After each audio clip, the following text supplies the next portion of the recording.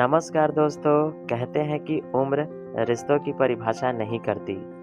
प्यार कभी भी किसी से भी हो सकता है और यही कहानी है 50 साल के अश्विन और 26 साल की आयशा की। दो अलग पीढ़ियां पर एक दिल, दो दुनिया और एक प्यार। और आज हम जिस फिल्म की कहानी की बात करेंगे उस फिल्म का नाम है दे दे प्यार दे। और इस फिल्म में आपको मुख्य कलाकार के तौर पर अजय देवगन जो कि अश्विन के रूप में दिखेंगे, रकुल प्रीत सिंह जो कि आयशा के रूप में दिखेंगी, तब्बू जो मंजू के रूप में दिखेंगी और जिमी शेरगिल जो समीर के रूप में दिखेंगे। तब दोस्तों अब हम लोग बढ़ते हैं इस फिल्म की कहानी की ओर। तो दोस्तों फिल्म की कहानी की शुरुआत होती है लंदन की ठंडी सुबह से, जहां 50 साल का अश्विन तलाकशुदा अपने खाली घर में अकेला रहता है। अश्विन शाम को एक पार्टी में जाता है जहां उसकी नज़र पड़ती है आयशा पर, जो 26 साल की खुशमिजाज खिलखिलाती हुई जिंदगी से भरपूर हुई लड़की होती है। दोनों की मुलाकात छोटी होती है लेकिन बात इतनी गहरी हो जाती है कि दोनों की सोच एक दूसरे पर टिक जाती है। कॉफ़ी, लंच, ड्राइव और हंसी धीरे धीरे दोनों एक रिश्ते में बदल जाते हैं। एक दिन आयशा पूछती है, क्या आप शादीशुदा थे? अश्विन कहता है हाँ, और मेरे 2 बच्चे भी हैं। आयशा चौंकती है लेकिन रिश्ता नहीं छोड़ती।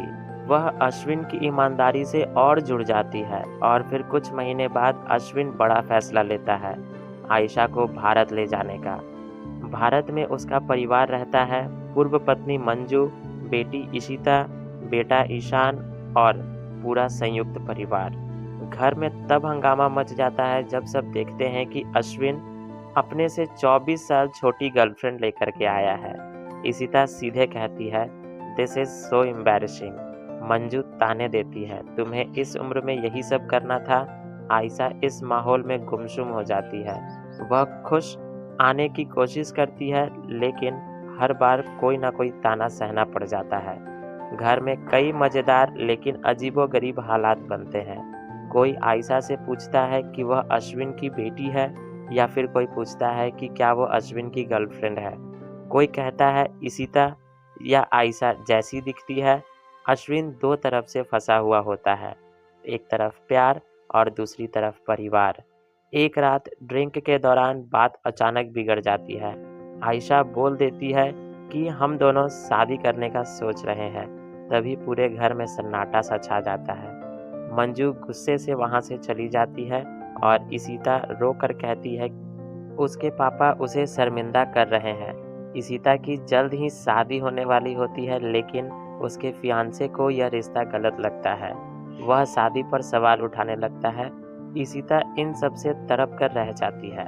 आपको मेरी शादी की चिंता नहीं है, बस अपनी लाइफ ही दिखती है। अश्विन इन सब बातों से टूट जाता है। वह महसूस करता है कि आयशा के कारण परिवार का संतुलन बिगड़ रहा है। एक रात छत पर आयशा अकेली बैठी होती है और वह कहती है, शायद मुझे यहाँ नहीं होना चाहिए था।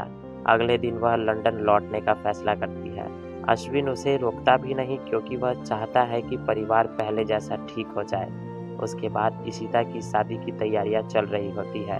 घर पहले जैसा सामान्य हो चुका होता है, पर तभी अश्विन और मंजू की कई लंबी बातचीतें होती हैं। पुरानी गलतफहमियां, तलाक का दर्द, दोनों एक दूसरे को समझने लगते हैं। अश्विन कहता है कि मैं हमेशा इस परिवार का हिस्सा रहूंगा, लेकिन बस थोड़ा दूर से रहूंगा। मंजू पहली बार नरम पड़ जाती है। फिर इशिता की शादी वाले दिन सब खुश होते हैं, लेकिन अश्विन की आंखों में हल्की उदासी छाई हुई होती है। उसे आयशा की कमी महसूस होती है। तभी दरवाजे पर आयशा खड़ी होती है, बिल्कुल शांत और मुस्कुराते हुए।